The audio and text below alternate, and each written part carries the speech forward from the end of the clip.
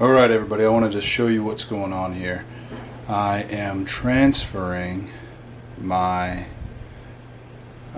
main workstation to a server rack. And here it is over there. There's the server rack I'm going to be putting in. I got a shelf here. Already got the spacing right for the server case, which is right here. And hopefully it fits. Pretty sure it will. Don't have too much hardware. Took out these old fans that came with the case because I'm guessing they're going to be pretty loud and they use Molex connectors. I got some Noctua fans, so it should be quieter. I'm trying to go for kind of a low profile, quiet feel, and also a little bit of space saving. I mean, I love this case. It's awesome. I got computer turned off right now. Got a custom water cool setup and everything. But you can see here, I'm gonna go air cooled and use this cooler as long as it fits. Looks like it will, just based on the box size, considering, you know, the box and the motherboard will be in there. And the box is probably a little bit bigger than the actual cooler. But I mean, I can go ahead and take it out and just take a look at it.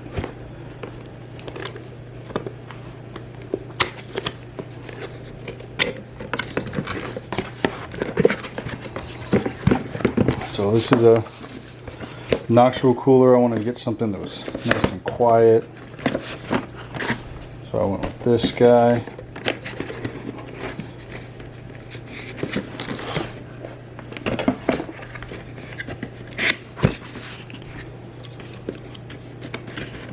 I guess it actually might not fit.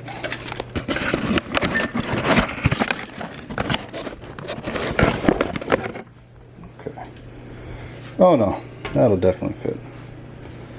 So yeah, there you go. You can see the Noctua cooler in there. So I'm guessing it'll be somewhere around there. I was just worried about height clearance, and height clearance, even with the motherboard in there, it'll still have a little room. Should be all right. And then be able to have a full-size GPU in here. I'm gonna hopefully put a few of them in there. Right now I just have the 1070. Which is doing fine, but I'm going to consolidate some of this stuff over here, have a little backup server slash, you know, pictures server, video server, stuff like that, and then my pfSense firewall and the ISP modem slash Wi-Fi router.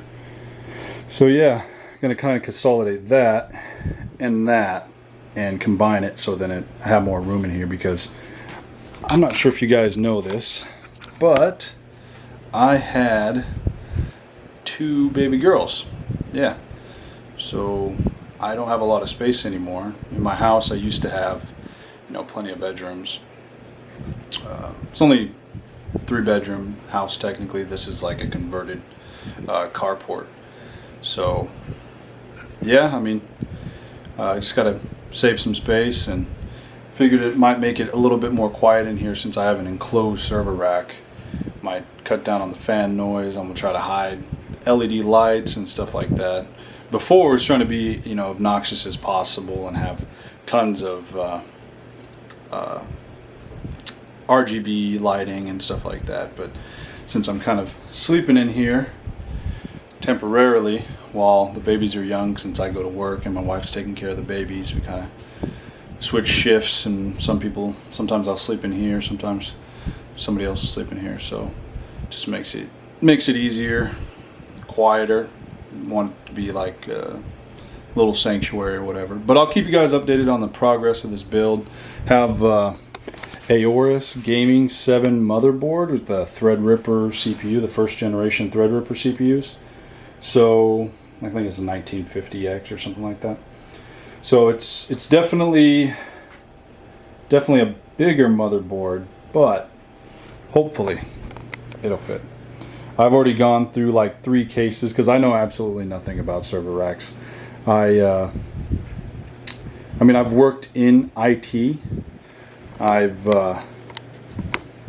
worked in IT. I've worked with, you know, server racks, big closets and things like that, but I've never actually went out and purchased my own server rack. Usually like the IT director or something would do it. But yeah, so that was my first experience with that. Basically, this cabinet is a great little cabinet, but it's not a full-size cabinet. Like the depth, I guess, is different. So I ordered 2 different Roswell cases that had like kind of like a closed cover, and you could unlock it, and then had a bunch of slots for hot swappable drives. This one, it has some CD-ROM, I think like 5 1/4 inch drives. So it's got space to put some hot swappable docking bays in there. So I'm going to do that. But then the rest of them are all like fixed. There's no way to hot swap it, I don't think. And yeah, so it was a little learning experience. I got a couple shelves. I'm probably going to put the case right on the middle support beams, and then I'll put a shelf on the top, shelf on the bottom. Should be pretty secure. There's nothing super heavy going to be going in there besides this server case, which is going to be on the supports, so it should just strengthen it. And yeah, I think I'm going to have to get a different rack mounted surge protector, because for some reason the included case fans that are at the top, the cable's super short. So it's obviously supposed to be connected inside the case, and then you're supposed to have some kind of long surge protector cable that goes out, well, maybe through the top or the bottom. I'm going to put mine through the bottom, and I'll run all my cables out through the bottom, which should be only, I think, 2 cables.